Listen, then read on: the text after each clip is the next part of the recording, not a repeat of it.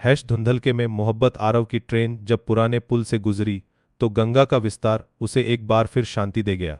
खिड़की से आती हवा उसके उलझे बालों को सहला रही थी, मानो शहर की भीड़ का बोझ उतार रही हो। ये छोटा गुमनाम शहर गंगा के किनारे सदियों का इतिहास समेटे बैठा था, ठीक उसकी कहानियों की तरह जो कागज पर पूरी नहीं उतर पाती थीं। एक पुरानी हवेली के एक कमरे में उसने डेरा डाला था, जहां दीवारें अपनी कहानियां फुसफुसाती थीं और खिड़की से गंगा की अनवरत धारा दिखती थी। रोज सुबह वो एक छोटी सी चाय की दुकान पर जाता, जहां अदरक और इलायची की खुशबू हवा में घुली रहती थी।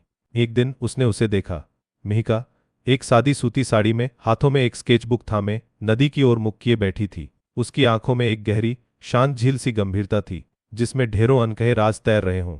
आरव अक्सर उसे चोरी छिपे निहारता, उसकी हर भंगिमा में एक कहानी ढूंढता। मिहिका एक चित्रकार थी, उसकी उंगलियां हवा में रेखाएं खींचती, मानो अदृश्य कैनवस पर कोई ख्वाब बुन रही हों।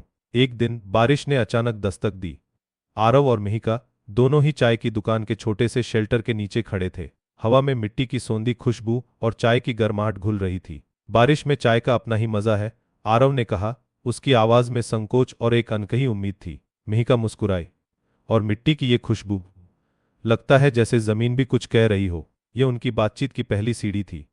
उसके बाद चाय की दुकान उनके मिलने का एक अनकहा ठिकाना बन गई। वे कला, साहित्य और कभी कभी जीवन के उन अधूरे पन्नों पर बातें करते जो अक्सर दिल में दबे रह जाते हैं। आरव ने बताया कि वो एक लेखक है जो कहानियों में जीवन की जटिलताओं को तलाशता है। मिहिका ने कहा, और मैं उन जटिलताओं को रंगों में ढालती हूँ। शायद इसीलिए हमारी दुनियाएं इतनी मिलती जुलती हैं। एक शाम वे गंगा घाट पर बैठे थे। डूबते सूरज की सुनहरी रोशनी में घाट की सीढ़ियां चमक रही थीं। गंगा का जल शांत था, उस पर दियों की छोटी छोटी लोएं तैर रही थीं, मानो रात के आंचल पर तारे बिखेर दिए हों। मिहिका ने बताया कि कैसे वो अपनी कला में बचपन की यादें पिरोती है। एक पुरानी हवेली की धुंधली तस्वीरें, खोए हुए बचपन की आटें। मेरी भी कुछ ऐसी ही कहानियां हैं, आरव ने कहा। अधूरी, पर हमेशा मन के किसी कोने में जीवित। उसने अपनी अधूरी प्रेम कहानी के बारे में बताया, एक गलती, एक गलतफहमी जिसने उसे तोड़ दिया था। मिहिका ने चुपचाप सुना। उसकी आंखों में सहानुभूति का एक अथाह सागर था। कभी कभी कुछ रिश्ते अधूरे ही खूबसूरत होते हैं, मिहिका ने धीरे से कहा। उसकी आवाज में एक अजीब सी उदासी थी। उसकी बात आरव के दिल में उतर गई। उसे लगा जैसे वो भी ऐसी ही किसी अधूरेपन को जी रही है। उनकी मुलाकातों में एक अजीब सी गहराई आती गई। वे किताबों की दुकानों में खो जाते, पुरानी गलियों में घूमते। एक दिन मिहिका ने आरव को अपने स्टूडियो बुलाया। एक छोटा सा कमरा, रंगों और कैनवस से भरा। वहां एक अधूरा पोर्ट्रेट था, एक महिला का, जिसकी आंखें बिल्कुल मिहिका जैसी थीं, पर उनमें एक अजीब सी चमक थी। यह मेरी मां का पोर्ट्रेट है, मिहिका ने कहा। उनकी आंखों में एक आग थी जो परिस्थितियों ने बुझा दी। आरव ने देखा कि मिहिका की आंखों में भी वही आग दबी थी जो शायद उसने भी किसी मोड़ पर बुझा दी थी। उस रात आरव ने अपनी डायरी में लिखा, कुछ रिश्ते हमें अपने आप से मिलाते हैं, उन हिस्सों से जिनसे हम भागते रहे हैं। दिन हफ्तों में बदलते गए और उनके बीच का बंधन गहराता गया, पर एक अनाम डर हमेशा उनके बीच मंडराता रहता था। क्या यह सिर्फ एक अस्थायी ठहराव था या एक नया अध्याय? आरव को अपने पुराने शहर लौटना था, जहां उसकी अधूरी पांडुलिपि उसका इंतजार कर रही थी। उसने मिहिका को बताने की हिम्मत नहीं जुटाई।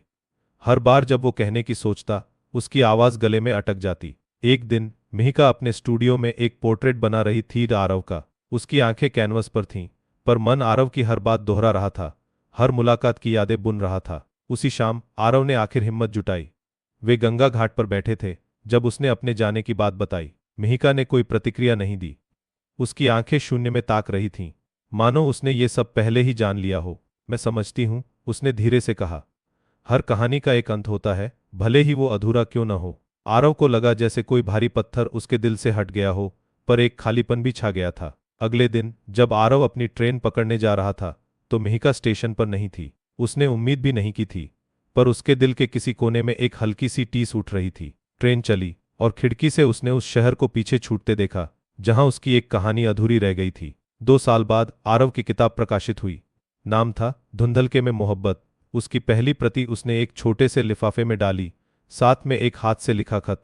खत में लिखा था, कुछ कहानियां कभी पूरी नहीं होती मिहिका, पर उनकी छाप हमेशा रहती है। पता वही था, पुराना चाय वाला, जिसके पते पर उसने अपनी सारी अधूरी कहानियां छोड़ दी थीं।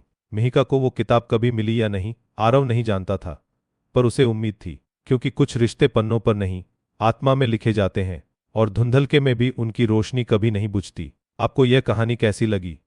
हमें कमेंट्स में बताएं और चैनल को सब्सक्राइब करना न भूलें।